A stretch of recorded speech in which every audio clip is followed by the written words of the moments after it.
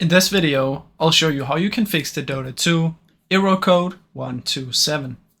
First thing I suggest you do is you right click, go to properties, installed files, and try and verify the integrity of game files. If this still doesn't work, press browse, game, bin, Windows, find Dota 2, go to properties, compatibility, try and activate all three of these. Apply and OK. If that still doesn't work, try and choose Windows 7 and see if that works.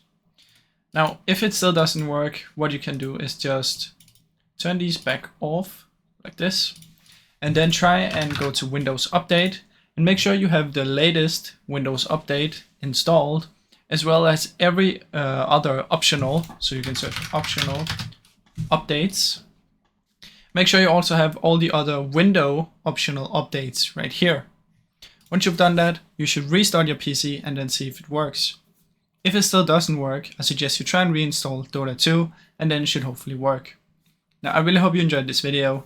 If you did, please leave a like and subscribe, as it helps me out a ton. Thank you so much for watching.